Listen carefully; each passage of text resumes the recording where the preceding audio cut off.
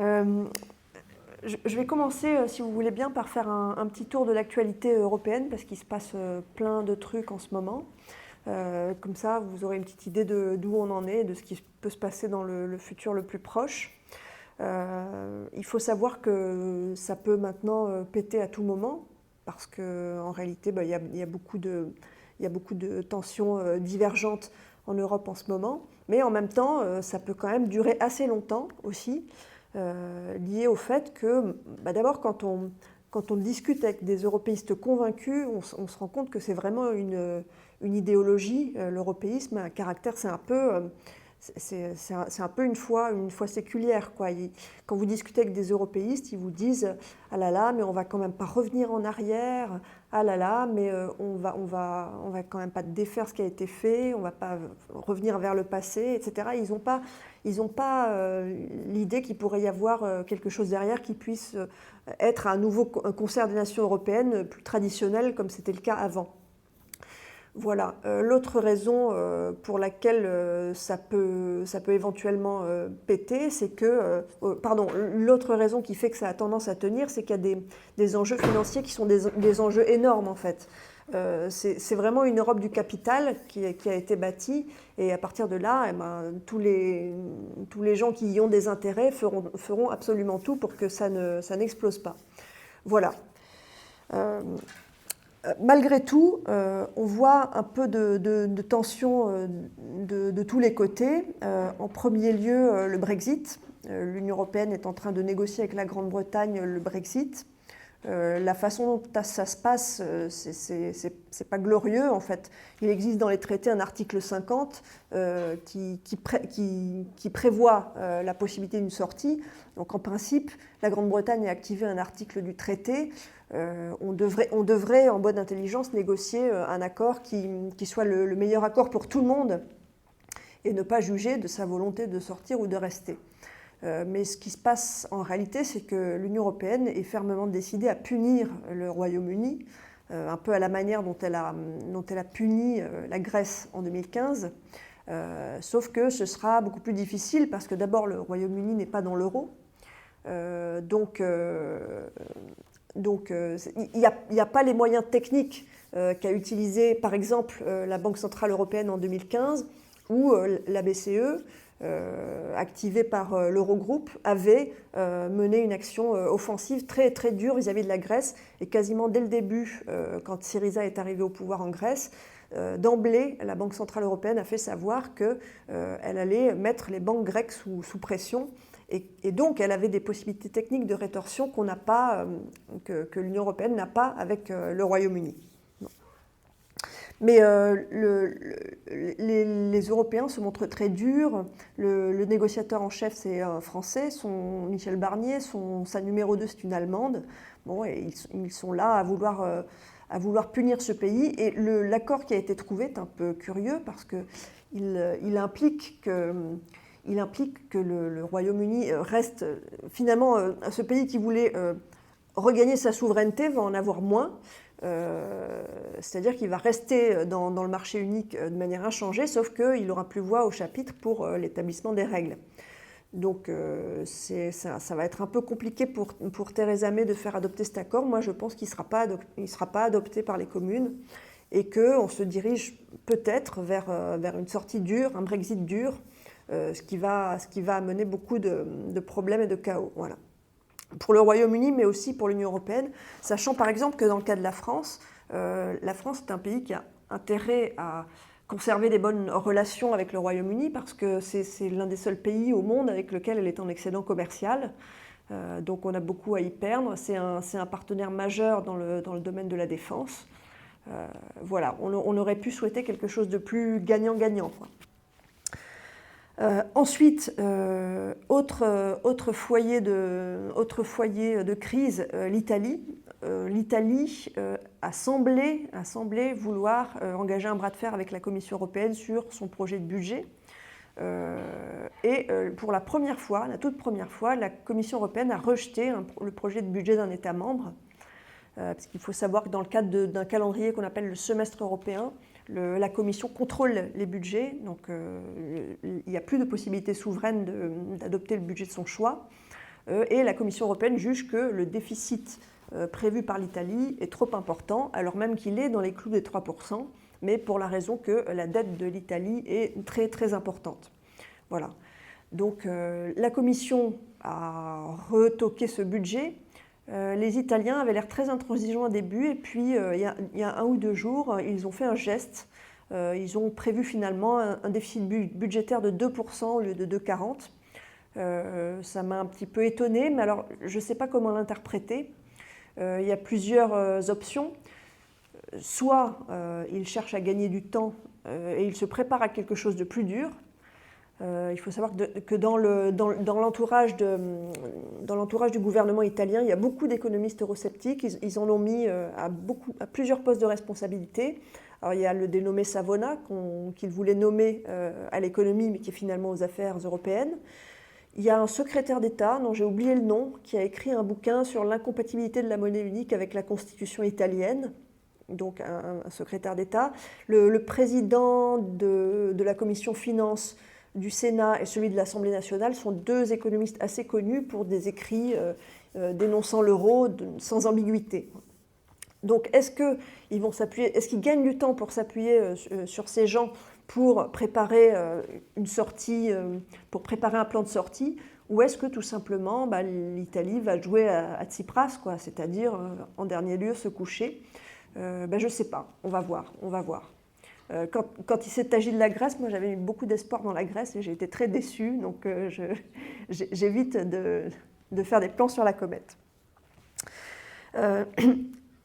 Un autre foyer de crise, parce que le marché unique et la monnaie unique ont fait diverger les économies des pays du Nord et celles des pays du Sud, mais ce qu'on n'attendait pas, c'était la nouvelle fracture qui s'est fait jour avec la crise des migrants, qui est la fracture Est-Ouest, en fait, qui s'est faite sur la question des quotas de migrants que les pays de l'Est n'ont pas voulu entériner. Eux, ils sont complètement rétifs à toute idée d'accueillir des migrants. Donc, il y a maintenant une coupure Est-Ouest dans l'Union européenne, et pour diverses raisons, la Commission et le Parlement ont proposé que soient sanctionnées l'une la Pologne et l'autre la Hongrie pour manquement aux valeurs de l'Union, voilà, et pour atteinte portée à l'état de droit. Donc il y a des procédures de sanctions qui sont en cours actuellement, en vertu de l'article 7 du traité, et qui pourraient aboutir à des sanctions, sauf qu'en fait elles ne vont pas aboutir parce que c'est impossible. Il faut, en dernier lieu, pour que des sanctions soient vraiment adoptées, il faut l'unanimité des pays membres. Or, la Pologne et la Hongrie ont promis de se porter assistance mutuellement. Donc ce qu'on risque de voir se produire, c'est qu'on va découvrir en fait que la Commission européenne n'a pas de moyens de contrainte, que l'Union européenne n'a pas de moyens de contrainte, et ça va un petit peu montrer que le roi est nu en fait. C'est-à-dire qu'un pays qui veut, surtout s'il n'est pas dans l'euro, un pays qui veut conduire une politique souveraine, en fait le peut. Et ça, c'est vraiment une incitation à la désobéissance. De la même façon, si des sanctions financières étaient votées contre l'Italie, il suffirait qu'elle ne paye pas en fait. Il n'y a pas de moyen de contrainte véritablement. Donc c'est une invitation à désobéir en direction des autres pays, quoi. Voilà. Après, il peut y avoir l'accident. Qui serait lié à une crise financière, par exemple. Beaucoup d'analystes prévoient une crise financière très bientôt. Et alors, lors de la grande crise de 2009-2012, la Banque centrale européenne est intervenue massivement dans l'économie pour racheter de la dette des pays les plus endettés, pour éviter une flambée des taux d'intérêt sur les dettes souveraines, en particulier des pays du Sud. Elle a aussi aidé les banques. Alors, est-ce qu'elle le pourra cette fois-ci? C'est quand même beaucoup plus compliqué parce qu'elle a vraiment donné son max. On a tout un réseau de banques qui sont en grande difficulté dans l'Union européenne. Alors, il y a les banques italiennes. Et puis, il y a aussi quelques grosses banques. La grosse banque allemande, la Deutsche Bank, qui est une banque qui accumule les difficultés, qui a eu des problèmes judiciaires en pagaille, etc. Donc, la crise financière, elle percuterait de plein fouet ces banques fragiles. En plus, le réseau bancaire est très imbriqué. en Europe. Donc voilà, il pourrait y avoir ça, et ça pourrait éventuellement avoir raison, y compris de l'euro. Alors face à ça, on nous dit qu'on a une Union européenne très, très solidaire. On nous dit voilà, en particulier le couple franco-allemand est extrêmement soudé face à la montée de tous ces périls, extrêmement soudé pour être ferme vis-à-vis de Londres, extrêmement soudé pour tenir tête à Donald Trump également. Mais en fait, c'est pas tellement vrai, parce que ce à quoi on assiste, c'est à une France qui est sans arrêt en train de courir après l'Allemagne, qui lui fait des propositions, et une Allemagne qui se défile en permanence. Alors ils disent jamais non, les Allemands, mais ils se défilent en permanence, ou alors ils disent oui, mais ils diffèrent. On est dans une situation qui est de facto la situation d'une Europe allemande. Je vais maintenant vous expliquer pourquoi, mais dans ce cadre-là, à partir du moment où l'Allemagne a décidé ne décide pas de faire ce qu'il faut pour que ça survive, la survie est très, très hypothétique. Alors, comment est née cette Europe allemande? L'expression semble un peu exagérée. En fait, il faut savoir que l'avènement de cette Europe allemande n'est pas né d'un désir prédateur de l'Allemagne ou de visée impérialiste au départ. Elle est née d'une succession de choix qui ont été faits, y compris de choix français, qui ont permis la montée en puissance de l'Allemagne, une montée en puissance assez spectaculaire, économique, mais aussi politique. Ce qui fait qu'aujourd'hui, quand on parle du couple franco-allemand, on se gargarise de ça, mais en réalité, les deux partenaires ne sont plus du tout à égalité. La France est complètement à la remorque. Alors, les choix qui ont été faits et qui ont permis l'émergence et l'affirmation de l'Allemagne, il y en a plusieurs. Il y a tout d'abord le choix de la supranationalité. On a choisi de faire non pas une Europe intergouvernementale. Il y a eu un moment où il y a eu des hésitations dans les années 50-60 entre l'Europe que voulaient les gaullistes, qui était une Europe intergouvernementale, à vocation à travailler essentiellement une coopération de nations souveraines, travaillant essentiellement ensemble dans les domaines de la défense, des affaires étrangères. Et puis il y avait d'un autre côté les supranationalistes qui, eux, voulaient faire une Europe donc supranationale qui abolisse en partie les souverainetés nationales et qui se ferait également par le marché et par l'économie. C'est la deuxième option qui l'a emportée. Et on a créé cette Europe supranationale dans laquelle en fait, les Allemands se sentent plus à l'aise parce que ça correspond davantage à leur tradition politique de long terme, en fait, qui est une tradition politique très décentralisée. Enfin, c'est un État fédéral aujourd'hui, mais pendant très longtemps a prévalu le modèle du Reich, c'est-à-dire que le Reich... Le Reich majuscule, en fait, c'était le Saint-Empire romain germanique, qui était, il a duré très longtemps, donc il a eu des contours très fluctuants. Et on avait là un ensemble un peu labile, un peu changeant, avec multiethnique, avec plusieurs langues, etc. Très extrême. Enfin, l'Allemagne est un pays qui a eu énormément de mal à faire son unité. En fait, c'était très morcelé. Et ça faisait cohabiter plusieurs strates de souveraineté. Un peu comme ce qui se passe aujourd'hui en Europe. Donc il y a une plus grande aisance de l'Allemagne dans cet édifice-là que pour la France, qui est un pays centralisé, qui est un pays jacobin, qui est un pays où l'État a fabriqué la nation, alors que l'Allemagne, c'est l'inverse. C'est une nation qui a pris conscience d'elle-même petit à petit et qui s'est dotée d'un État. C'est deux traditions politiques radicalement différentes. Voilà. Et il y a un philosophe néerlandais qui s'appelle Luc van Middelaar, il a écrit 2 énormes bouquins sur l'Union européenne, mais là je vais vous sortir une citation parce que c'est assez parlant et bien vu. Alors j'y vais, elle est un peu longue. Alors, si un jour l'État français disparaissait au sein d'un État européen, les Français n'existeraient plus en tant que tels, leur identité collective s'évaporerait, il en va tout autrement des Allemands. L'idée d'un État européen ne leur fait pas peur. Primo, ils peuvent très bien rester allemands au sein d'un État européen dans la mesure où ils continuent à se sentir de culture allemande.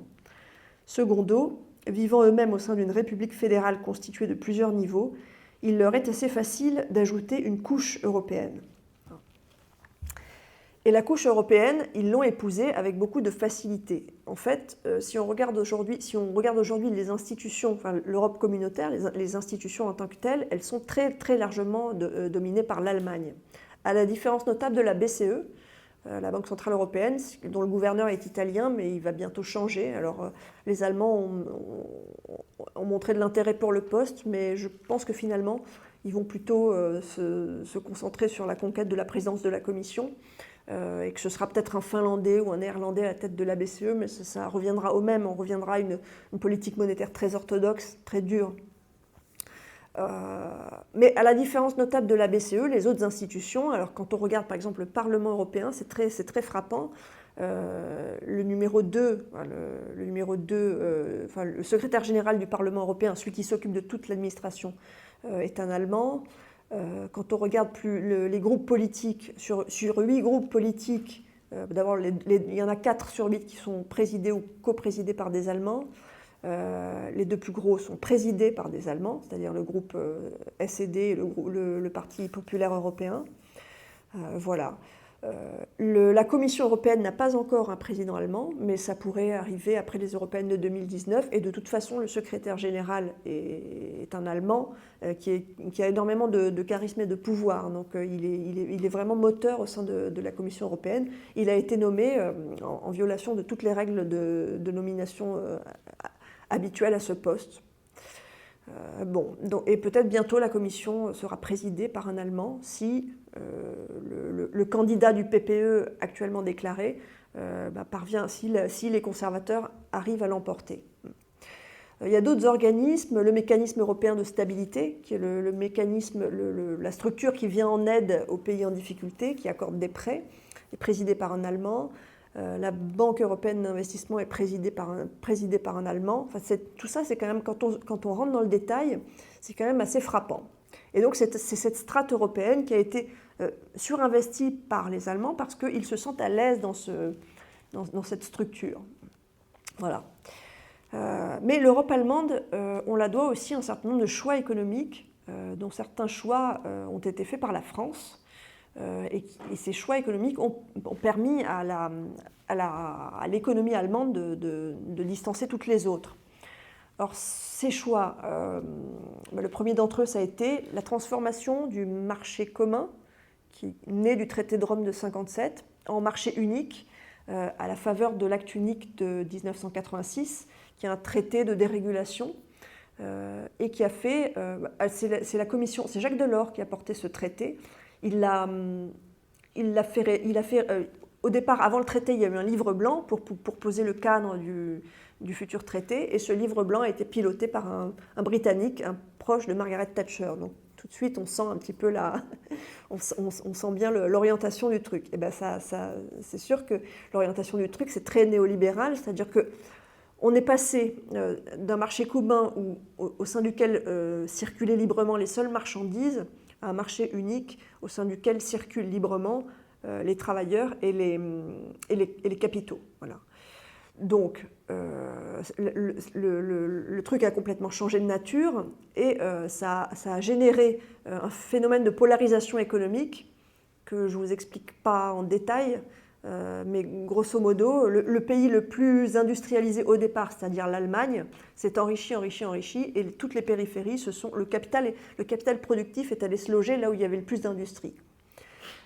Et toutes les périphéries se sont progressivement désindustrialisées, appauvries. Et quand on regarde effectivement les principaux pays qui sont entrés en crise en 2012, et quand on regarde notamment ceux qui ont fait appel à l'aide du mécanisme européen de stabilité, on a des périphéries. Alors la périphérie ouest, c'est l'Irlande, et puis toute la périphérie sud, l'Espagne, le Portugal, la Grèce, c'est tout. Il a failli avoir la Slovénie, mais elle n'a pas fait appel au MES. L'Italie n'y a pas fait appel, mais l'Italie est un pays dont l'économie va très mal et qui n'a pas connu un point de croissance en fait, depuis qu'elle est entrée dans l'euro. Voilà. Donc ce marché unique, avec la dérégulation des mouvements de capitaux et de personnes, a changé la donne et a fait gagner en puissance l'économie allemande.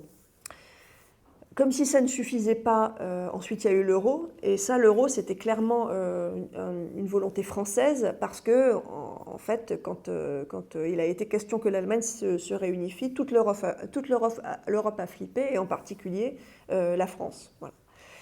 Et alors, quand on regarde les articles de journaux de l'époque, c'est assez rigolo, on nous annonce le retour de Bismarck, pas d'Hitler, mais on n'est pas loin quand même.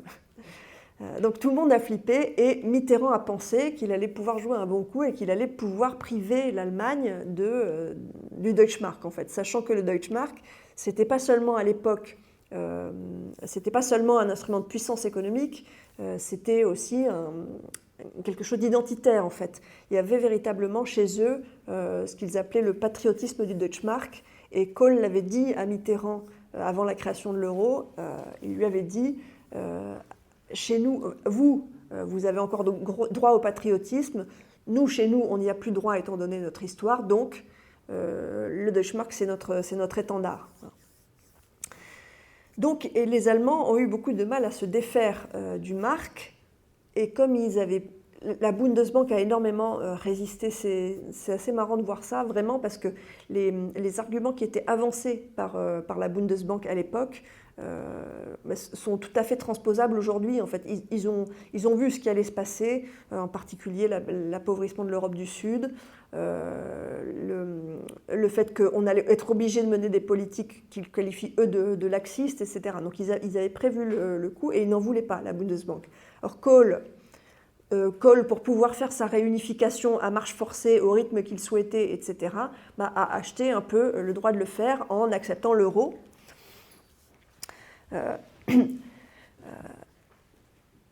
Mais du coup, il a fallu faire l'euro aux conditions allemandes, parce que c'était les conditions qui étaient demandées par les Allemands pour accepter de se défaire de leur monnaie, sachant que c'est pas du tout infondé leur fétichisme de la monnaie. C'est quelque chose qui est lié à leur histoire monétaire.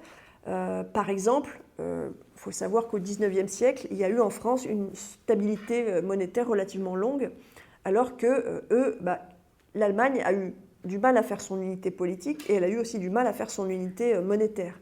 Le mark a été créé très tard, en 1873, et entre cette date et 1945, la devise a changé 5 fois.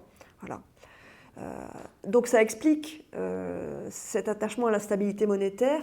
Il y a aussi le fait qu'ils ont connu l'hyperinflation en 1923, qui était quelque chose d'effroyable et qui était de nature vraiment à déstructurer une société. Encore une chose à savoir, c'est que au XXe siècle, par 2 fois, l'unification monétaire a précédé l'unification politique. En 1948, il y a eu une réforme monétaire, la création du Deutschmark, et seulement après, la République fédérale a été créée. De la même façon, quand l'Allemagne s'est réunifiée, l'unification monétaire a été faite d'abord, et l'absorption de la RDA par la RFA a été faite ensuite. Donc un peu comme si l'unité monétaire était la condition de possibilité de l'unité politique. Et ce sont des faits historiques qui expliquent un fétichisme de la monnaie qui est donc fondé sur une expérience propre et qui n'est pas la nôtre. Bref, on a voulu quand même faire l'euro avec les Allemands, mais comme ils avaient beaucoup de réticences, on l'a fait aux conditions allemandes. C'est-à-dire que pendant très longtemps, on a eu une politique monétaire en Europe à l'allemande. Banque centrale indépendante, les critères de convergence, qui sont des non-sens économiques, qui sont un peu arbitraires, mais de nature à les rassurer. Le fait que les États ne puissent se refinancer que sur les marchés, de sorte que les marchés jouent en quelque sorte le rôle de gendarme de l'austérité. Dès qu'un pays... on voit bien d'ailleurs que là, tout le monde attend que les marchés frappent l'Italie pour la dissuader de sortir des clous. Les marchés sont véritablement le gendarme, avec les taux d'intérêt qui montent dès qu'un pays s'écarte un peu de la stricte austérité. Voilà, donc on a fait cet euro aux conditions allemandes. Alors, le problème, c'est qu'aujourd'hui, pour assurer la survie de l'euro, la Banque centrale européenne doit mener une politique qui n'est plus du tout dans les clous de l'orthodoxie telle qu'elle était au départ. La BCE a dû inventer des instruments de politique monétaire très hétérodoxes. Le premier s'appelait l'OMT en 2012. C'était une promesse d'acheter potentiellement de manière illimitée de la dette des États en difficulté sur les marchés. C'était une promesse, c'était verbal en fait, c'est un instrument qui n'a jamais été mis en œuvre. Mais des plaignants allemands ont quand même fait une action en justice contre cette pratique hétérodoxe qu'ils trouvaient effroyable. Ils ont fait une requête devant leur cour constitutionnelle, c'est ensuite allé à la Cour de justice de l'Union européenne qui a estimé que c'était conforme au traité. Ça, c'était la première chose. La deuxième chose, c'est le quantitative easing, qui est non plus une seule promesse, mais véritablement quelque chose qui est mis en œuvre, c'est-à-dire que la BCE rachète des titres de dette souveraine tous les mois sur le marché secondaire. Elle en a racheté énormément. Mais des plaignants allemands, trouvant que ce n'était pas très conforme à la doctrine, ont mené l'affaire devant leur cour constitutionnelle. Donc, on sent quand même que tout ça ne leur convient pas tellement. Bon, toujours est-il que pendant très longtemps, on a eu quand même une politique monétaire à l'allemande qui leur convenait mieux, et que de toute façon, même si ça n'est plus le cas aujourd'hui, l'euro fait quand même l'économie allemande bénéficie d'une monnaie qui est sous-évaluée de 20% par rapport à la structure de son économie, par rapport à la puissance de son industrie. Donc ça lui permet d'être hyper compétitive de manière un peu artificielle, et c'est ça qui lui permet d'avoir des excédents commerciaux faramineux. En 2016, l'Allemagne avait l'excédent commercial le plus élevé du monde. Alors je ne sais pas si c'est encore le cas en 2017. Je n'ai pas retrouvé je ne sais pas si c'est la Chine ou l'Allemagne en 2017. Bon.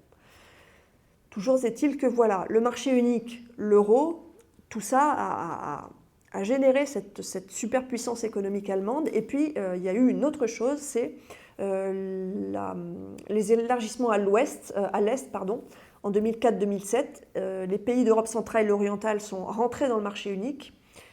Et ils ont fourni à l'industrie, à la plateforme industrielle allemande, une base arrière où l'Allemagne fait fabriquer des sous-ensembles, des trucs qu'elle ramène ensuite en Allemagne, qu'elle assemble, et puis voilà, c'est du made in Germany, mais c'est principalement fabriqué en Europe de l'Est, avec un coût du travail qui est bien moindre, avec une monnaie qui n'est pas l'euro, des taux d'imposition sur les sociétés qui sont faibles. Voilà. Cet ensemble de choix économiques ont fait advenir la superpuissance économique allemande qui se traduit aujourd'hui par un leadership de fait, mais qui n'est pas un leadership très bien assumé. Donc, on est dans cette situation avec une hégémonie un peu fortuite. Il y a des politistes qui emploient l'expression d'hégémon réticent, des politistes britanniques notamment, pour exprimer le fait que l'Allemagne n'a pas cherché à être hégémonique en Europe, mais qu'elle l'est devenue un peu par accident, en raison des choix successifs qui ont été faits. Mais elle ne l'a jamais très bien assumé, et aujourd'hui, on arrive à un point de bascule où il y a eu des compromis qui ont pu être faits, parce que finalement, l'économie allemande jouissait de conditions hyper avantageuses. Mais on arrive à un moment d'instabilité où il faudrait aujourd'hui qu'on passe à autre chose, c'est-à-dire que véritablement, si on veut pérenniser la monnaie unique, il faudrait aujourd'hui que l'Allemagne mette sur la table des sommes considérables pour réaliser des transferts budgétaires et pour remettre ensemble des économies qui ont considérablement divergé. Le problème, c'est qu'aujourd'hui, l'Allemagne ne fait plus rien. Elle écoute les propositions de la France, elle dit oui. Alors, elle dit oui quand il y a aucune chance que ça ne se passe jamais. Par exemple, pour ce qui est de la création d'une armée européenne, Angela Merkel a récemment fait un discours au Parlement européen où elle a expliqué qu'elle était d'accord pour une armée européenne, bien évidemment dans le cadre de l'OTAN. Mais ça ne mange pas de pain de dire ça, parce que c'est quand même pas demain la veille. En même temps, dans le même discours, elle a écarté les projets de réforme de la zone euro qui étaient portés par Emmanuel Macron, avec notamment le projet de constituer ce budget de la zone euro, qui est indispensable en fait, sinon elle est condamnée. Mais Merkel a botté en touche dans ce discours au Parlement européen, et alors que ça doit être fait si on veut que l'édifice survive. Voilà. Autre chose qui aurait pu être faite immédiatement et qui est là vraiment pour le coup indispensable, nécessaire et qui serait bon pour toute l'Europe en fait, c'est la taxe GAFA, qui était le projet de taxe sur les GAFA était porté par la France avec vigueur. La France a fait plein de concessions dans le but d'amener les Allemands à accepter qu'on taxe les GAFA en Europe. Et les Allemands ont fini par canner, en fait. Ils avaient donné un accord de principe, mais il y avait tous les paradis fiscaux là, qui n'étaient pas très d'accord, l'Irlande, le Luxembourg, mais c'est surtout l'Allemagne qui a fait échouer le projet. Finalement, l'Allemagne a préféré dire, nous, on va attendre qu'une solution soit trouvée à l'échelle internationale, c'est-à-dire dans le cadre de l'OCDE, pour pouvoir... en fait, ce qu'ils ont voulu éviter, c'est de fâcher les Américains. Voilà. Donc on a ce pays-là qui n'avance plus, alors comme s'il avait un petit peu une sorte de fatigue de l'Europe, une sorte de fatigue de l'extraversion. C'est un pays qui aujourd'hui se cherche un peu, qui revient un peu sur ses fondamentaux et qui à mon avis ne fera plus un pas maintenant parce que contrairement à l'image qu'on en a en France de cette espèce de pays magnifique qui ne connaît pas la crise et qui n'a pas de chômage, c'est un pays qui est un peu en crise identitaire et qui est confronté à un certain nombre de problèmes, d'incertitudes qu'on ne voit pas toujours d'ici et que je vais essayer de vous expliquer. Alors, il y a la crise politique d'abord, la crise politique qui est liée à l'après-Merkel. Merkel est très affaiblie, elle arrive en bout de course. Les deux principaux partis de gouvernement sont très affaiblis. À force de gouverner ensemble, ils sont devenus indiscernables. Donc forcément, voilà. Bon. Les deux partis de gouvernement, la CDU et le SPD, sont en crise. Ça rend la stabilité politique plus problématique. Et il va falloir gérer maintenant cette situation nouvelle avec un paysage politique qui s'est effrité. Avant, le paysage politique allemand était très compact. Il s'est effrité, il y a de plus en plus de partis au Bundestag, etc., ce qui rend les majorités plus instables. Voilà. Autre problème auquel est confrontée l'Allemagne, mais on le connaît, c'est celui du vieillissement de sa population. C'est vrai de nombreux pays d'Europe, mais c'est particulièrement compliqué pour l'Allemagne. Parce que ça fait un moment que ça dure et un taux de fécondité très bas, qui est lié à mon avis aussi au fait qu'ils ont tellement mené des politiques de restriction budgétaire qu'ils n'ont pas fait ce qu'il fallait en termes d'investissement pour permettre aux Allemands de faire davantage d'enfants. Enfin, les écoles, les crèches, tout ça, c'est pas top. Bon. Et pour faire face à ce problème de vieillissement de la population, ils ont cru à un moment qu'ils allaient pouvoir faire appel à l'immigration. Alors il y a eu cette décision en 2015 d'Angela Merkel de ne pas fermer ses frontières aux réfugiés, pas du tout, et d'accueillir potentiellement. Alors elle n'a jamais donné de plafond, donc il y a énormément de migrants qui sont rentrés sur le sol allemand. En 2 ans, il y a eu 1,5 million de personnes, ce qui est beaucoup. Et il va y avoir maintenant le problème de l'intégration de ces gens-là, en fait, tout simplement. Dans un pays qui n'est pas hyper assimilationniste, quoi. Voilà. Bon. Donc, vieillissement de la population, la question migratoire. Alors ça a nourri un peu l'extrême droite. Alors, l'extrême droite allemande préexistait, notamment pour les Länder, dans les Länder de l'Est. Et ça, c'est lié à un autre problème, en fait, qui refait surface, qui est celui d'une réunification allemande qui a été faite en très peu de temps, qui est un processus assez spectaculaire, mais aujourd'hui, il y a le fait que ressurgit le fait que c'est pas complètement consolidé. L'Allemagne de l'Est les Länder de l'Est n'ont pas achevé leur rattrapage économique. Les salaires, le chômage est plus important à l'Est, les salaires sont très inférieurs. Et la manière dont s'est faite la réunification était très brutale en fait pour l'Est. Le choix monétaire qu'a fait Kohl d'introduire le mark de l'Ouest à l'Est a complètement foutu par terre toute l'industrie est-allemande. Il n'y a pas eu de période de transition qui aurait pu permettre à l'industrie est-allemande de s'adapter. Voilà, et puis il y a eu une mise au rencard des élites est-allemandes et une véritable absorption en fait, de l'ex-RDA par la RFA.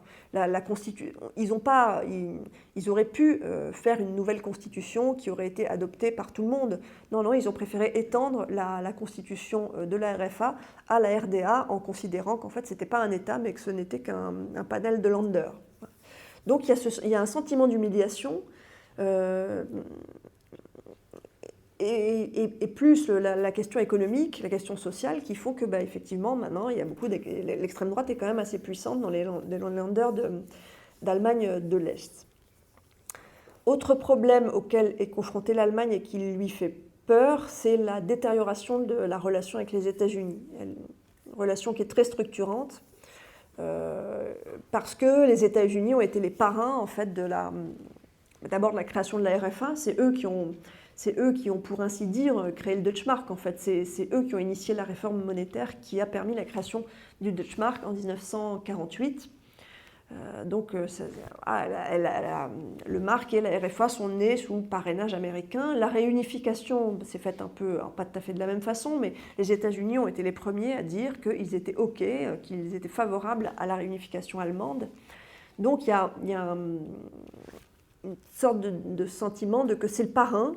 Et puis, il y a aussi le fait que, tout simplement, le modèle d'adaptation que l'Allemagne a choisi, d'adaptation à la mondialisation, c'est-à-dire celui d'être une espèce de grosse Suisse exclusivement commerçante et débonnaire et complètement, voilà, a été permis par le parapluie américain, tout simplement. Et donc, aujourd'hui, le fait que Trump puisse remettre en cause et éventuellement suggérer que l'OTAN n'est pas forcément éternelle, les met dans une situation d'insécurité. Et puis il y a une autre bonne raison d'être insécurisé pour l'Allemagne, c'est que les États-Unis n'ont de cesse de condamner la politique économique allemande qui aboutit à des excédents dont ils estiment que ça déstabilise l'économie du monde entier. Et en particulier parce que le rapport commercial germano-américain est très favorable à l'Allemagne. Voilà.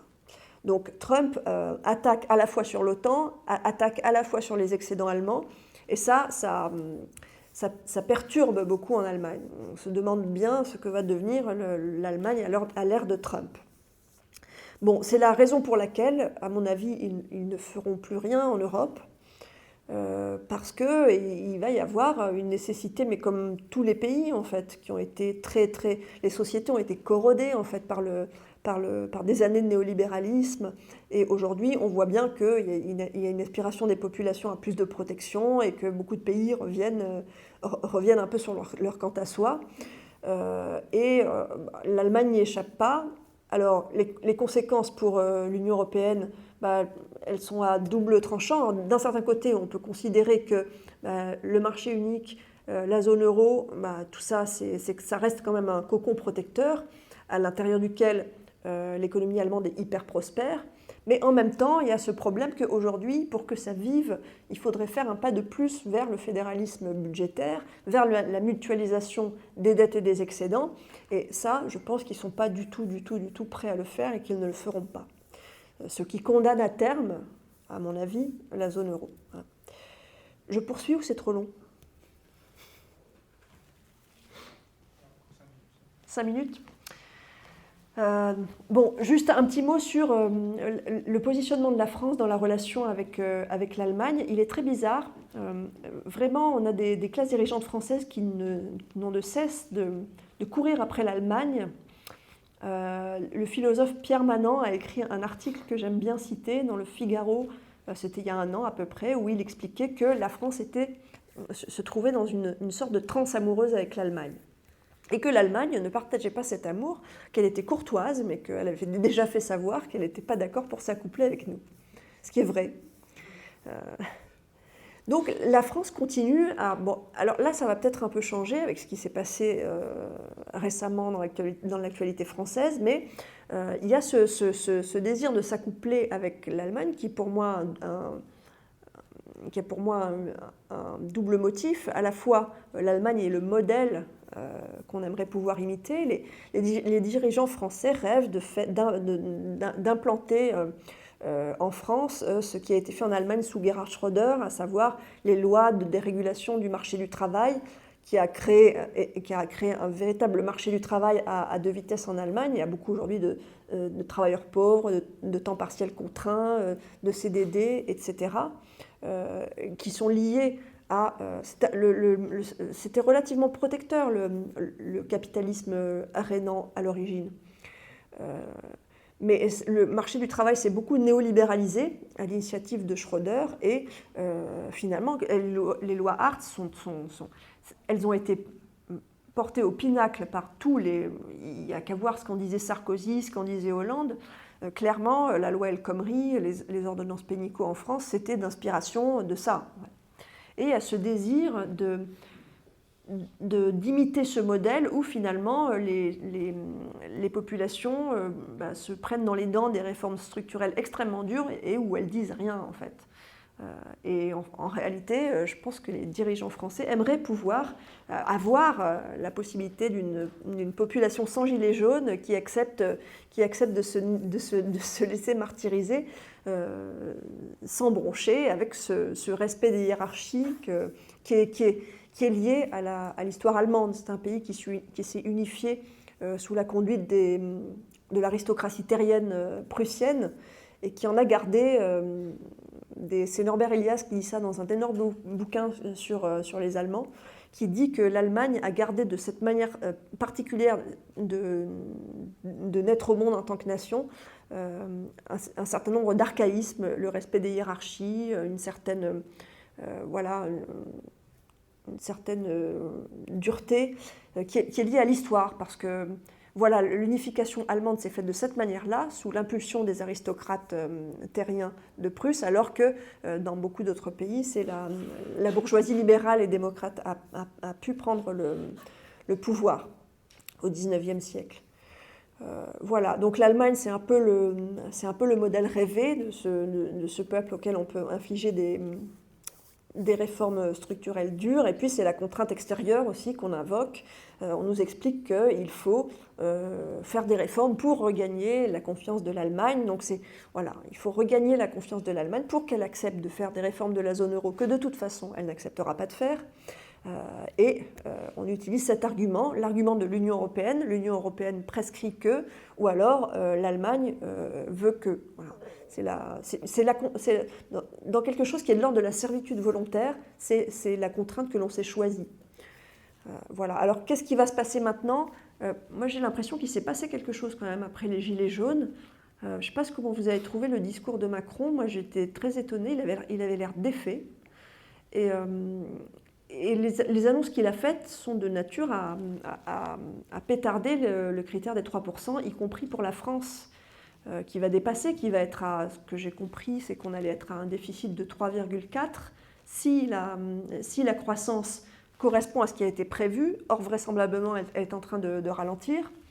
Donc, on va dépasser de beaucoup. Qu'est-ce qui va se passer ? Est-ce que la France de Macron, ce serait quand même un comble, va entrer en guerre avec Bruxelles ? Que vont faire les Italiens si jamais la Commission est complaisante avec la France et pas avec eux? Enfin, il y a un jeu intéressant qui va être à observer là, mais on est quand même arrivé à l'os, quoi. Ça devient... Moi, je n'imagine pas comment on peut s'en sortir autrement que par le délitement très lent, à moins qu'il y ait un oukase ou qu'il y ait un pays qui sorte vraiment de l'euro, cette fois-ci, pas de l'Union, mais de l'euro. Voilà, j'en suis là de mes réflexions. Merci.